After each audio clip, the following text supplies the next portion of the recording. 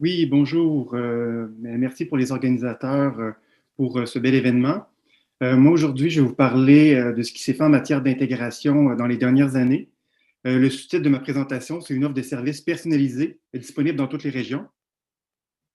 Ça a déjà été dit par Mme Lemay. Ce qui anime notre conception, notre vision de l'intégration, c'est bien sûr la responsabilité partagée entre la personne immigrante et la société d'accueil. Mais pour nous, l'intégration, c'est aussi la pleine participation en français à la société. Donc, une intégration, ça implique que la personne immigrante puisse s'épanouir dans sa nouvelle société. La logique de la responsabilité partagée, ça fait longtemps qu'on la trouve au Québec. Quand on lit le rapport de la commission Gendron sur la situation du français au Québec en 72, on voit déjà cette logique-là de la responsabilité partagée, mais elle est beaucoup plus explicite à partir de la politique ensemble pour bâtir ensemble pour le Québec de 1990 du gouvernement Bourassa, où on parle du contrat moral. Donc, d'un gouvernement à l'autre au Québec, ce qu'on observe depuis la création du ministère de l'Immigration, c'est la construction collective d'un modèle d'intégration proprement québécois. Donc, il n'y a pas de rupture radicale entre les différents gouvernements. Il y a plutôt l'édification d'un modèle pluraliste qui se fait à travers le temps. Donc, par exemple, si on prend autant de façon d'être québécois, la politique du gouvernement péquiste de 1981, on sent davantage qu'on met l'accent sur l'intégration socioculturelle, mais pas que. Et par contre, si on lit Au Québec pour bâtir ensemble, la politique de 1990 du gouvernement libéral de Robert Bourassa, là, on sent qu'on met davantage l'accent sur l'intégration économique, mais pas que. Et on introduit aussi l'impératif de la régionalisation de l'immigration. Il y a une trame de fond qui traverse l'action de notre ministère à travers le temps. Ultimement, c'est favoriser l'intégration des personnes immigrantes pour qu'elles puissent pleinement contribuer au Québec, mais aussi sensibiliser la population du Québec à la contribution de l'immigration et à la diversité. Donc, c'était vrai en 1968, c'est aussi vrai aujourd'hui. Juste un bref historique des changements dans les 10 dernières années. Donc, à partir de 2012, tous les services d'employabilité du ministère ont été transférés à Emploi Québec pour respecter davantage la logique de chaque ministère.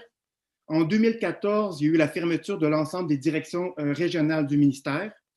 Enfin, en 2012, on a aboli Service Immigration Québec, qui était finalement le service donné par des agents de l'État québécois qui succédait finalement au COFI, on pourrait dire ça ici. Ça voulait dire la fin des services directs en installation et en intégration par des agents du gouvernement du Québec. Ce qui voulait dire que tous les services directs étaient offerts par les organismes partenaires un peu partout sur le territoire. À partir de 2016-2017, il y a eu une augmentation régulière des budgets, mais avant cette période-là, ça a été des budgets qui sont restés plutôt stables, autour de 300 millions de dollars par année. Et à partir de 2019-2020, on verra ça plus bas, les budgets ont commencé à augmenter de manière très importante. Un élément déclencheur, pour prendre un concept de la fiction, ce serait le rapport du vérificateur général du Québec 2017-2018. Un des aspects de ce rapport-là parlait de la francisation. Nous, ce qui nous intéresse présentement, c'est l'aspect du rapport qui a traité des services individuels de soutien à l'intégration et à l'installation de notre ancien programme qui s'appelait Réussir l'intégration. Deux constats qui nous intéressent. Le VGQ disait que le MIFI connaissait mal les besoins des personnes immigrantes et manquait de données probantes pour évaluer l'efficacité de son action. Donc, le MIFI a répondu de deux façons, entre autres. Il y a eu beaucoup d'autres réponses, mais mes collègues vont en parler.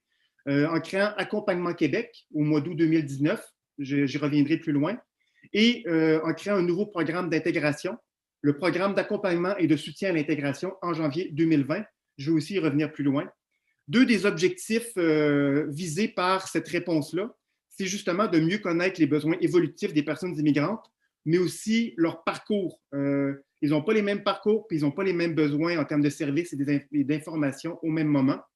Et aussi, c'est avoir davantage de données pour éclairer la prise de décision et revoir nos services et nos programmes le cas échéant.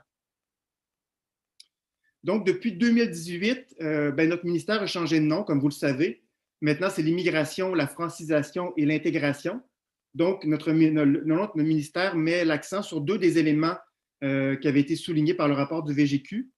Ça veut dire que le MIFI veut mettre un peu plus l'accent sur l'intégration socioculturelle et on met aussi beaucoup l'accent sur la régionalisation, comme vous allez le voir. Bien sûr, il y a aussi la dimension économique de l'intégration qui n'est pas abandonnée, mais là, on sent qu'il y a un accent qui est un peu plus grand qui est mis sur l'intégration socioculturelle. Il y a un projet de loi qui nous intéresse, le projet de loi 9, adopté en 2019. Donc, je vais devoir le lire au complet. Loi visant à accroître la prospérité socio-économique du Québec et répondre adéquatement aux besoins du marché du travail pour l'intégration réussie des personnes immigrantes. Donc, ce que ce projet de loi-là permettait, entre autres, ça créait l'attestation des valeurs, dont mon collègue Charles-Antoine va parler. Ça mettait en place Accompagnement Québec. À l'époque, on appelait ça le parcours d'accompagnement personnalisé, mais c'est la même chose. Ça mettait l'emphase sur le fait qu'on doit créer des collectivités plus accueillantes et inclusives. Un de mes collègues va en parler davantage. Ça mettait aussi l'accent sur l'importance du rôle de leadership et de coordination du MIFI pour l'ensemble des interventions en immigration, en intégration et en francisation de tous les acteurs privés et publics. Et enfin, ça ramenait l'importance de l'établissement durable en région des personnes immigrantes.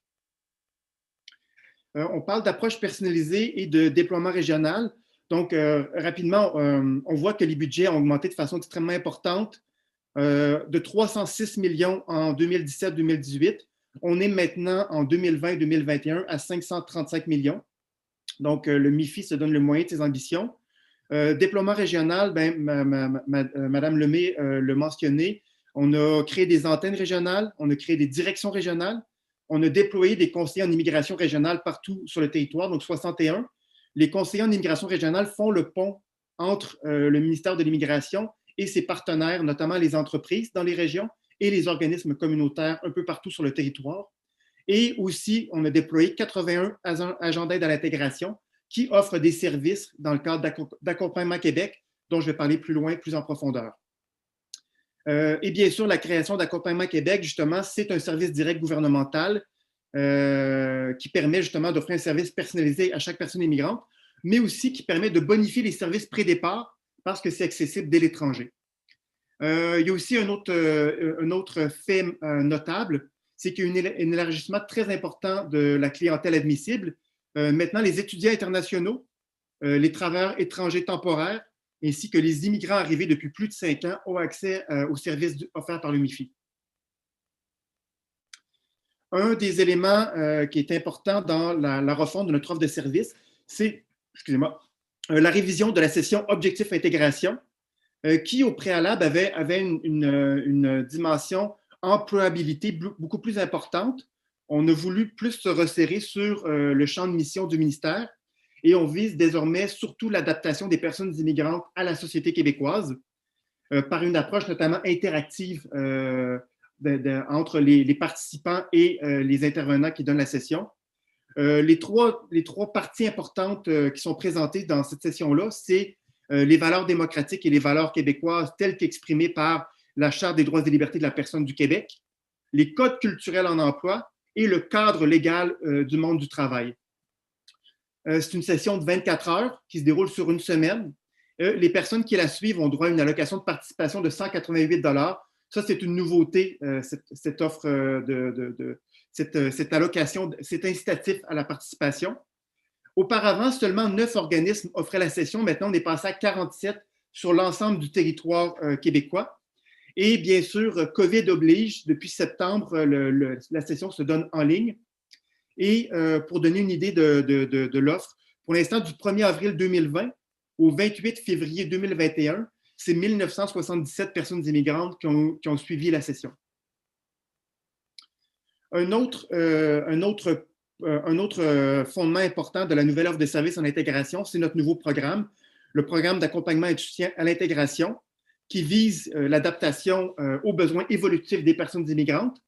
L'objectif, un peu comme le précédent programme, c'est informer et soutenir les personnes immigrantes.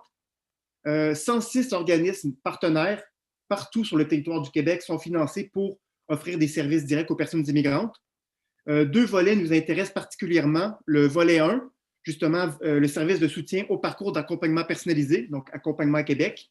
Et le volet 2, qui est quelque chose de très nouveau, services de soutien à la pleine participation, qui visent notamment à donner davantage de flexibilité, de capacité d'innovation et d'autonomie aux organismes partenaires. Et ça vise à favoriser la pleine participation des personnes immigrantes. Pour l'année 2020-2021, il y a eu 971 activités interculturelles. Donc, ça peut être à la fois des cafés de discussion entre des personnes nées au Québec ou qui sont au Québec depuis plus longtemps et des personnes immigrantes. Ça peut être des activités aussi sur le fonctionnement du système politique. Donc, c'est 971 activités qui ont été mises en place par les 106 organismes partenaires partout au Québec. Le budget a beaucoup augmenté aussi. Le précédent programme d'intégration en 2019-2020, c'était 50 millions. Et avec le nouveau programme pour 2020-2021, on est passé à 61 millions. Et du 1er juillet au 31 décembre 2020, c'est 26 882 personnes immigrantes qui se sont prévalues de ces services-là. Maintenant, Accompagnement Québec, c'est un service volontaire. Je l'ai dit tantôt, c'est disponible depuis l'étranger. Donc, dès qu'on reçoit le certificat de sélection du Québec ou le certificat d'acceptation du Québec, on peut rencontrer un agent d'aide à l'intégration et commencer des démarches d'intégration.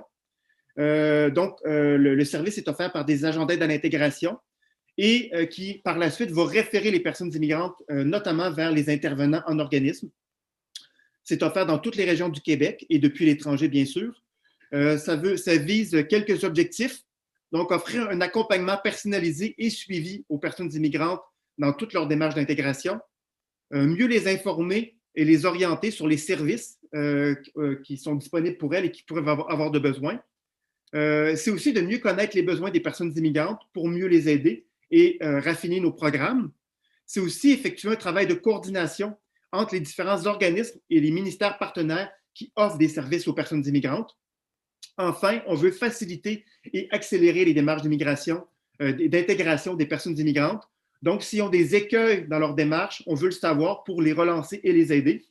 Et du 1er avril 2020 au 28 février 2021, c'est 3 667 personnes au Québec qui ont reçu un accompagnement personnalisé.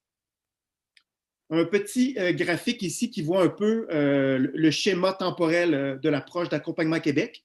Donc, je l'ai dit tantôt, ça peut commencer dès l'étranger. Donc, dès l'étranger, la personne immigrante peut commencer à apprendre le français. Mon collègue Nicolas va en parler. Elle peut commencer aussi des démarches d'immigration, par exemple, pour d'autres membres de sa famille. Elle peut commencer des démarches de reconnaissance de ses compétences professionnelles. Et aussi, l'agent d'aide à l'intégration peut lui parler des opportunités de s'installer en région parce que c'est beaucoup plus facile d'arriver et s'installer directement en région que faire l'immigration secondaire. Donc, arriver à Montréal, par exemple, et ensuite immigrer à nouveau. L'accueil au Québec à l'aéroport, où là, la personne immigrante peut avoir un rendez-vous avec un agent d'aide à l'intégration pour faire une rencontre de nos jours en ligne, mais en présentiel. L'agent d'aide à l'intégration va procéder à une analyse des besoins à haut niveau pour essayer de voir un peu c'est quoi les besoins en termes de services dont aurait besoin la personne immigrante. On réalise un plan d'action individualisé avec les démarches à accomplir. Éventuellement, ce plan-là va se retrouver sur une application mobile que la personne immigrante va pouvoir avoir avec elle. Et lorsque la personne immigrante va rentrer les activités qui sont réglées, ça va permettre un suivi justement de ces actions-là. Et ça va permettre aussi une relance si, par exemple, la personne immigrante n'avance pas dans ses démarches. Pour résumer en quelques phrases clés ce qui résume l'offre du ministère en intégration depuis 2018-2019, c'est le déploiement régional, comme on l'a vu. C'est de mettre l'accent sur une approche personnalisée et flexible. C'est de s'appuyer sur des données probantes. C'est de trouver un équilibre entre l'intégration économique et l'intégration socioculturelle. L'un ne va pas sans l'autre. Et finalement, c'est une volonté d'innover et de bonifier en continu nos services. Je vous remercie.